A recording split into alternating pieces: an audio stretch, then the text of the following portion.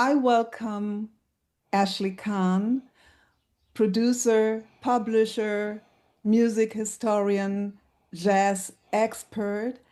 You just won the Grammy for your liner notes on Miles 55, the Prestige recordings. Congratulations. Thank you so much. So you seem to have a connection with Miles Davis anyway. Well, I've written a book on Miles.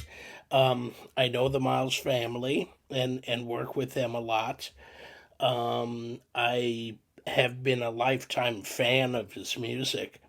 So, yes, I would say that I have a connection to Miles. So in 2026, we celebrate Miles Davis's 100th birthday coming up on May 26th.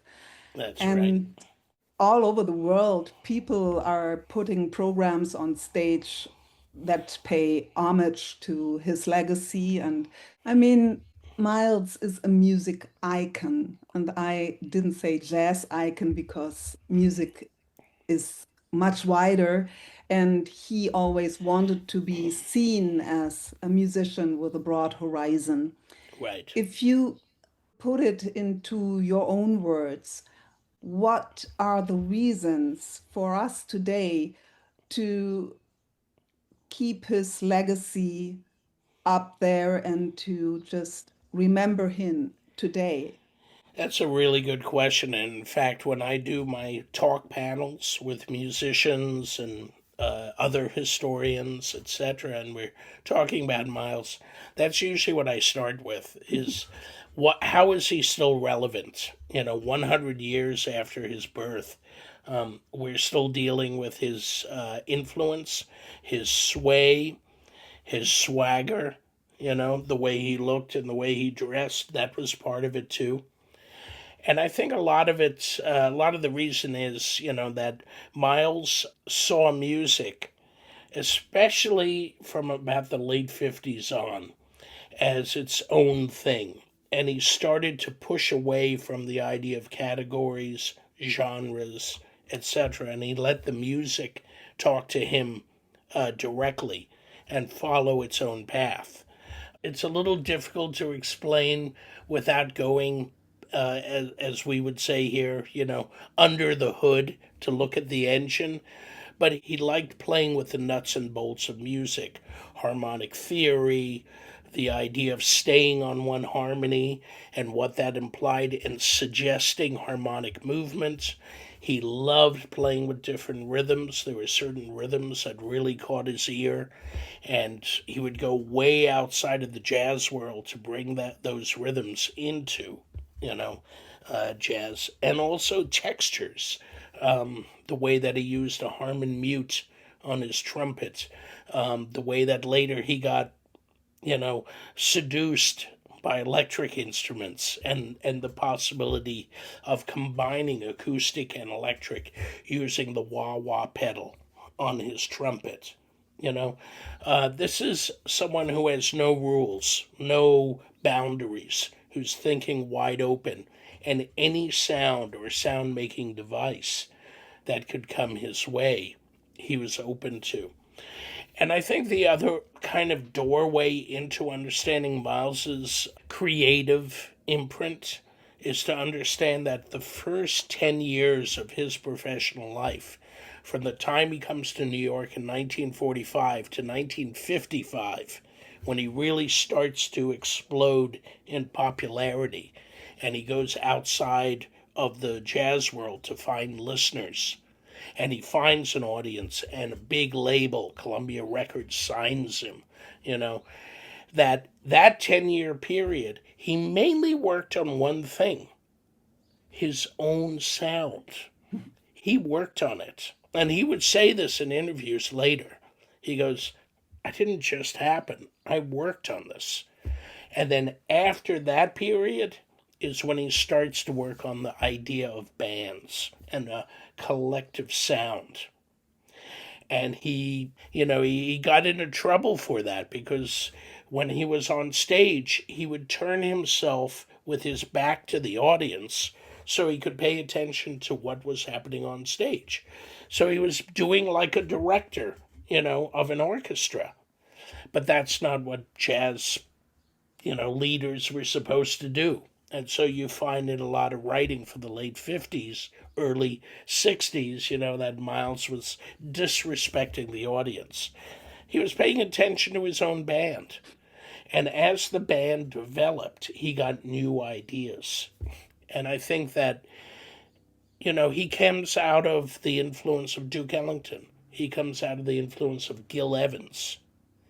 And yet, by the mid 60s, what he's doing with group sound and where he goes in the 70s is far beyond that idea. And it's outside of jazz, or it's pushing jazz in a whole nother direction. And that pull, he's pulling the whole scene with him. So the idea that Miles makes it okay in jazz for other jazz musicians to play electric, to bring in people from the rock world, or from R&B, or from soul, or from Indian music, and as he starts building these layers, to the music, he's inventing a whole new world, of sound. And though, if people start talking about Miles Davis, they tend to go to this centerpiece around kind of blue that you're an expert on. People tend to come back to that era of Miles's oeuvre. Almost nobody remembers him like in the 80s when he came back from his 5 years that he didn't do anything, but it's that kind of center. Yeah, I know. I know.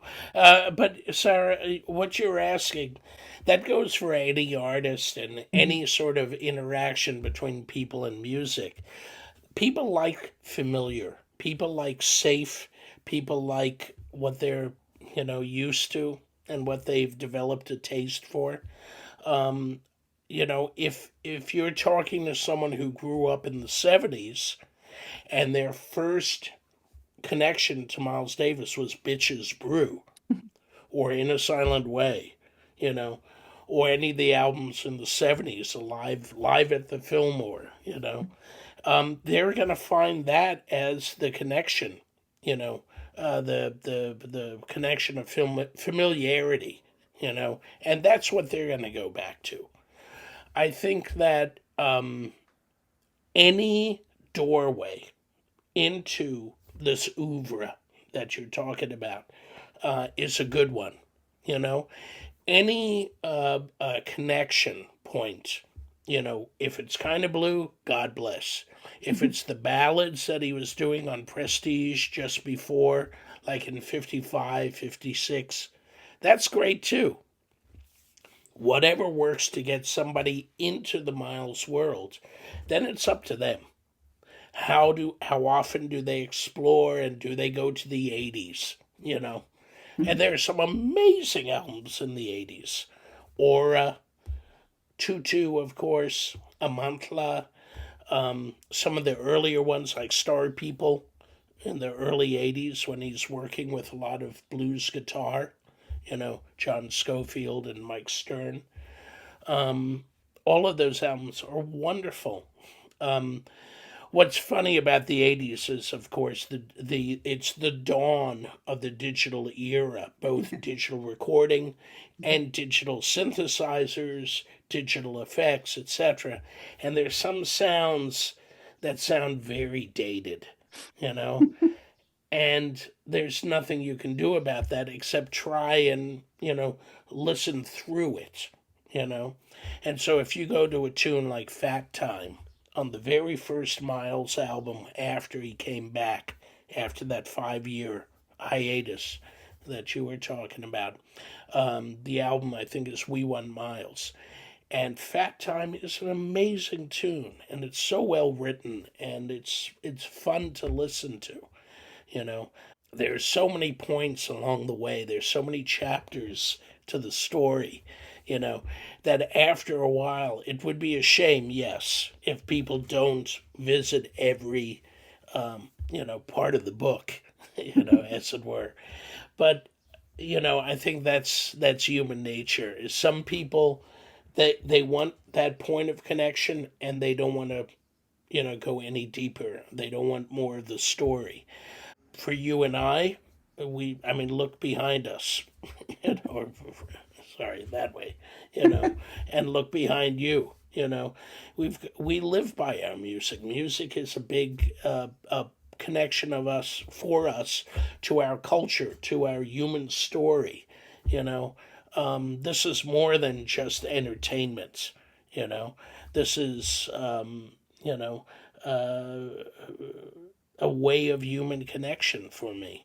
And So that's, it's yeah, I mean, that's an aspect. If we talk about Miles, music seemed to be the thing and nothing else. And music always came first. And his relationships were always second. And yeah. we come to that later, but I wanted to ask you about coming back to the liner notes that you wrote for the Miles 55 Prestige recordings. That he did, as far as I know, because he wanted to get over to Columbia and he had to fulfill his contract with Prestige. And yeah, how did you approach this work and what was it about these records? Oh, the liner notes for Miles 55. Well, I kind of described this already. The idea that 1955 is definitely a big pivotal year for Miles, where he has not only developed his own sound on trumpet, especially with the Harmon mute. I mean, no one else sounded like that, especially on the slow ballads. It was a defining nature. It had a defining nature for Miles in that time period. And of course, he's also getting together his first consistent band, the one with John Coltrane, Red Garland, Philly Joe Jones, and Paul Chambers. That band and that sound of Miles is his first sort of booster rocket, you know, to fame, to connection with mainstream America, not just the jazz world, and also money, also a nice recording contract. And he takes the money and he buys his own brownstone, his own building in Manhattan. So he's not even, you know, 32,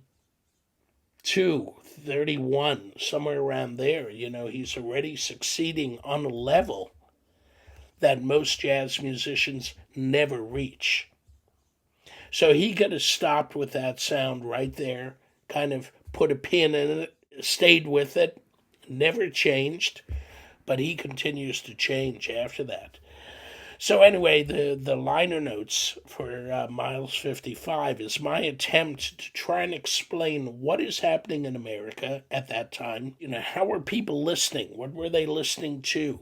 Where did Miles fit into that world? What was the nature of New York? New York had a very, New York was both scary and attractive, to mainstream America. But it was bohemian. It was very bohemian, especially down in the village. And that's where all the jazz clubs are. And that's where the Miles sound was being heard almost every night, except for when he would go on the road, you know. So my attempt with that essay is to say, okay, there's this point before Miles's sound becomes very popular, and just after, and that line that he crosses, he never goes back. I mean, that's the beginning of his fame and fortune.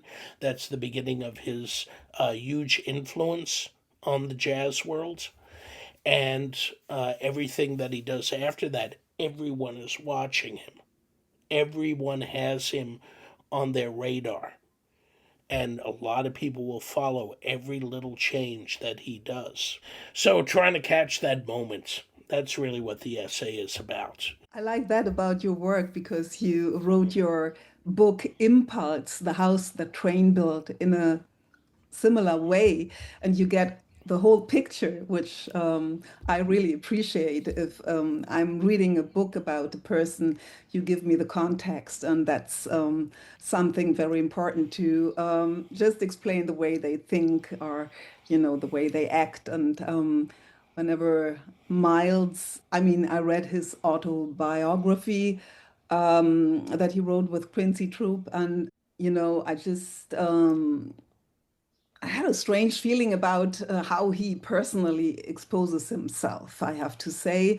Um, Also, if it comes to his relationships and he kind of doesn't hold back any word about people, about his best friends, his musician colleagues, and so on and so on. But the thing with being Black and growing up as a Black person in a certain era and world where everybody kind of puts you down as a Black person.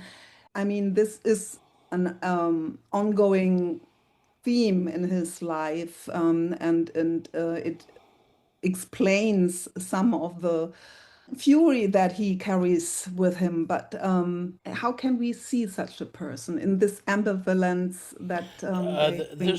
This whole question of his maltreatment of women, especially, but of people, um, and the fact that he took whatever, I mean, he grew up with privilege.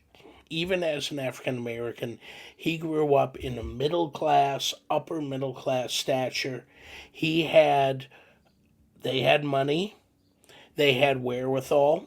They knew that they had a son with some type of music interest, if not skill. And they wanted him to do what middle class black musicians would do, which is go and learn how to play the violin, you know, and then pursue classical music and have a good job and have a good reputation. One of the biggest heroes of African American heroes of that era was Marian Anderson, an opera singer, not Mahalia Jackson, Mhm. in the gospel world, Marian Anderson.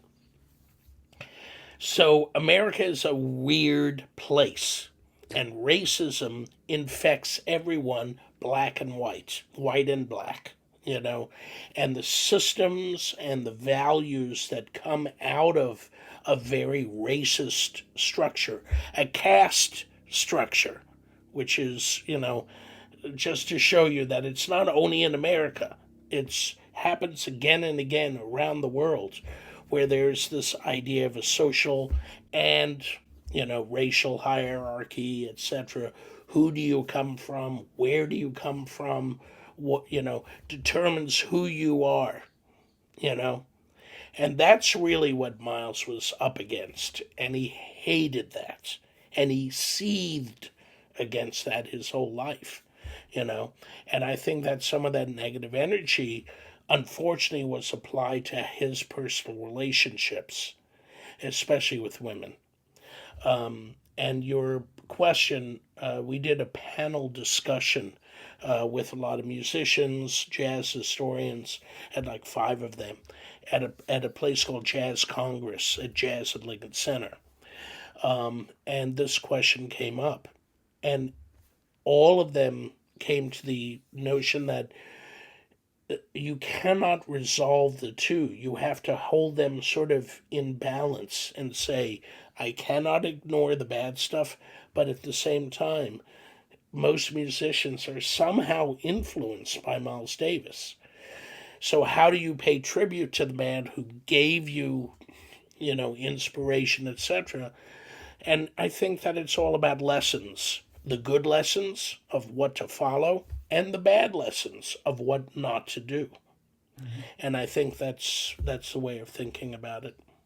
Yeah, you mentioned the people who played with him, and I mean, when he started, he was crazy about the beboppers, Dizzy and Bird and Monk and all those people. And then he left all of them behind. He did not leave them behind. He would take ideas from different eras of his life, of his experience, and always be applying it. Out of bebop came this incredible ear for harmonic precision and the ability to play almost any style of music and hear how to develop it within a jazz structure, within a jazz environment, rather, I should say. The structures are more the song structures, but within the environment of free improvisation, that all of that comes from a deep, deep training in the bebop era. So he didn't leave bebop behind. He might have left some of the material behind. So he's not doing the bebop standards. He stops playing around midnight by the end of the '60s. He stops playing kind of the material from Kind of Blue. I think the last time he plays So What is like 1969. You know, but the lessons and the ideas in that music and what he learned from bebop, from modal jazz, which was what Kind of Blue was about, much slower moving harmony, all of that he's applying to music in the '70s and '80s. And whoever was in his bands when he started to be a band leader and putting bands together. And I mean, he had these two quintets in the 50s and 60s. But everybody who played with him kind of said afterwards, playing with Miles changed the way how I see music or changed me as a person. It changed my career and everything. It's as if Miles had this stardust that whenever you were in touch with him, you would never get it out of your system again. Yeah, well, that's a very poetic way of putting it, and I would not deny it. I would say it's pretty accurate, simply because if you did come out of the Miles band, you would have a name. You would be bookable. It was like being knighted by the Queen, And his bands, if you notice that after the '60s, after that great quintet with Wayne and Herbie, etc., all the bands stay very young. They're all in their 20s. So he's grabbing very young ideas, and that's what he wants in his band. So the band stays in their 20s even as Miles gets older, you know. But I think the thing is that Miles could hear talent as it was about to explode, as it was about to develop. What he did was create a situation, a musical situation that could help bring the best out of these players as far as who they were, what their sound was, help them to discover, what was special about each of them. And a huge number, would go on to become headliners in their own way. Chick Corea, Keith Jarrett, Dave Holland, up to Schofield. yeah, Schofield, Um, Kenny Garrett, yeah. I mean, if I listen to, and I come back to Kind of Blue now, if you listen to this music, and it may happen with other records too, but I always think if I listen to this music, it's like entering a room, and suddenly you're in this room and you can't help just confronting yourself with this atmosphere and with a certain mood that you got put in.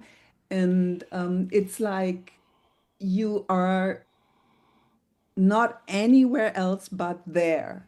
I saw the documentary that you were consulting producer for, Birth of the Cool, which is a 2-hour documentary from 2019.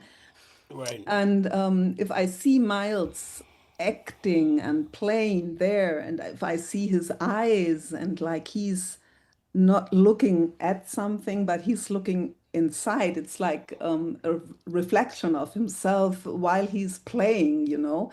And if you just turn off the lights at home and you put on his records, you would just kind of be confronted with not only this music, but also a soul or some kind of, yeah, being that is reflected. And that's kind of strong for me, you know. Yeah, no, that's a good way of putting it.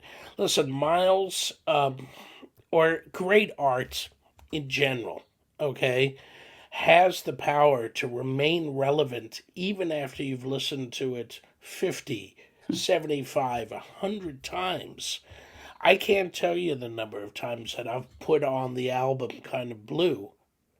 I'm making like I'm doing vinyl here, and here's side B, you know. Um, the whole idea with Kind of Blue is that, after a while you should be tired of it.